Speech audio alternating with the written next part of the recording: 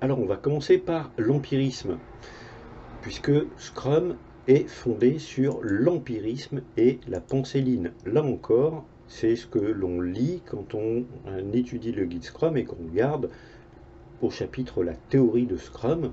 Qu'est-ce que ça nous dit? C'est fondé sur l'empirisme et la pensée Lean. Alors, première chose, l'empirisme. L'empirisme, ça affirme que la connaissance provient de l'expérience et que la prise de décision s'appuie sur des faits, ou plutôt sur l'observation de faits. Alors, on va voir ces deux déclarations. La connaissance provient de l'expérience et la prise de décision s'appuie sur l'observation des faits. La connaissance, l'apprentissage, la transmission du savoir. Il y a deux chercheurs japonais qui, en 1995, ont publié un modèle, le modèle CECI, qui formalise les processus d'apprentissage. Et Jeff Sutherland déclarera que ce modèle CECI est à l'origine de Scrum. Il a publié il y a quelques années maintenant un papier sur son site internet Scrum Inc. Donc Scrum Inc, c'est la référence pour tout ce qui concerne Scrum, concernant les certifications auprès de la Scrum Alliance. Donc ça ne concerne pas scrum.org, mais c'est intéressant d'aller lire ce que publie Jeff Sutherland sur Scrum Inc, parce qu'il y a vraiment des sources de connaissances concernant Scrum qu'on ne retrouvera pas forcément sur scrum.org. Donc ce modèle CECI, on en a une illustration à l'écran. On voit qu'il y a un échange qui est permanent, qui est cyclique, c'est une boucle.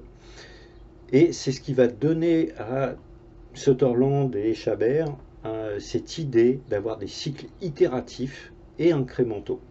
Donc ce principe d'avoir un cycle de développement logiciel itératif et incrémental avec des sprints, à l'issue de chaque sprint de dire on va faire une rétrospective pour apprendre ensemble, ça vient du modèle CECI.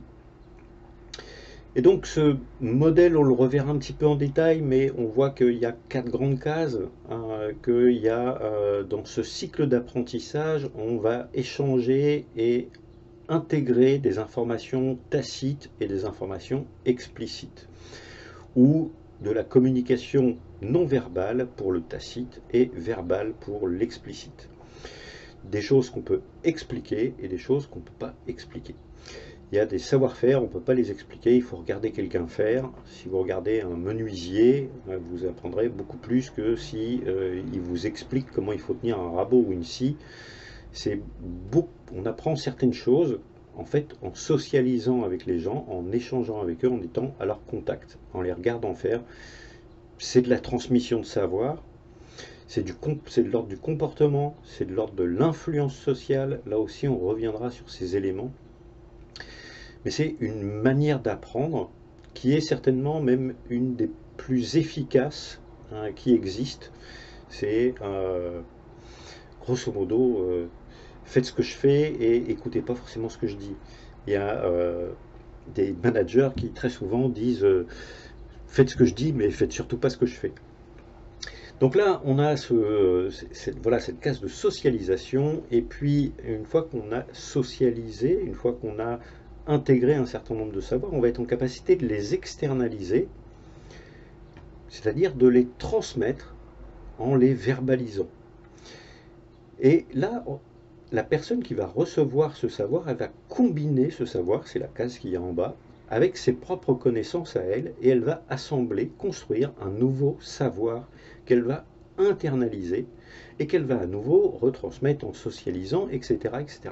Donc on est dans une espèce de cercle vertueux.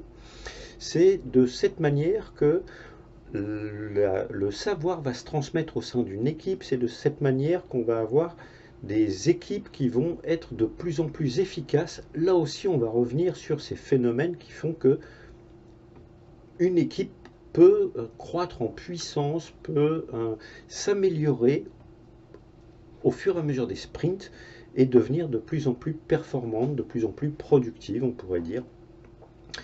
C'est ce qui va nous intéresser dans le coaching des équipes en tant que Scrum Master. La deuxième déclaration du guide Scrum, la prise de décision s'appuie sur l'observation de faits. Donc ça nous dit clairement en tant que Scrum Master qu'il faut aider l'équipe Scrum et l'organisation, c'est-à-dire principalement les parties prenantes, c'est ce qui nous intéresse en dehors de l'équipe Scrum en premier lieu, à s'appuyer sur des éléments factuels. On est bien là, au cœur de l'empirisme, s'appuyer pour prendre des décisions sur des éléments concrets, des éléments qui viennent de se dérouler dans les sprints précédents. Et c'est en fonction de cette inspection formelle des artefacts de Scrum, notamment de l'incrément, qu'on va pouvoir entériner des bonnes prises de décision. Par exemple, on va comparer ce qui a été réellement réalisé par rapport à ce qui était prévu. Est-ce qu'il y a un écart? Est-ce qu'il y a plus? Est-ce qu'il y a moins?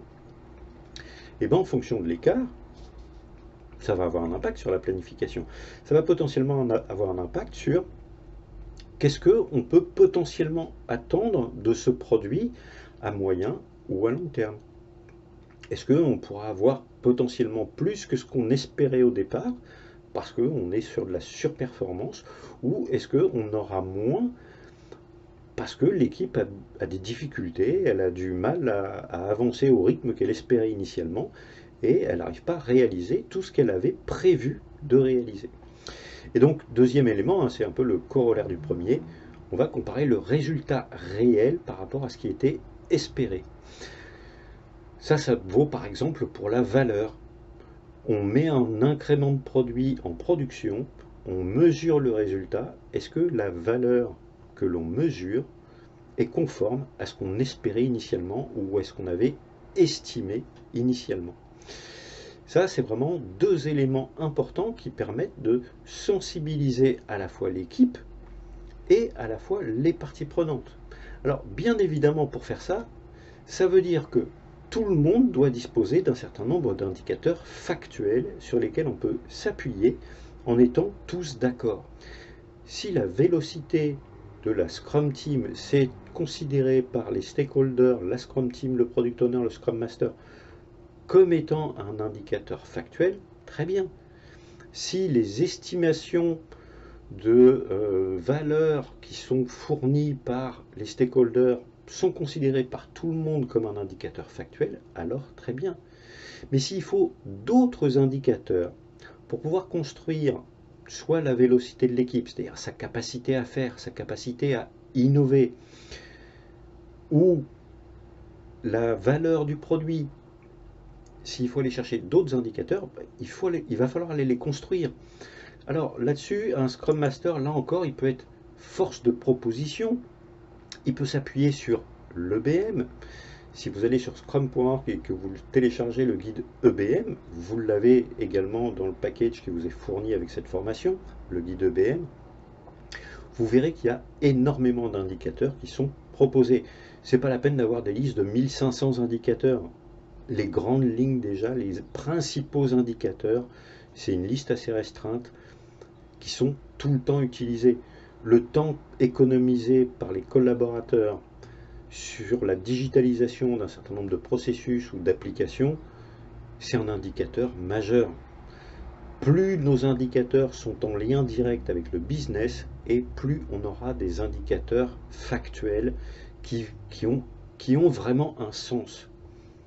Ça, c'est extrêmement important. Donc, l'EBM, c'est l'Evidence-Based Management, ça vient de Scrum.org. L'OKR, là aussi, si vous faites une petite recherche sur Google, vous allez trouver beaucoup de choses sur cette méthode OKR.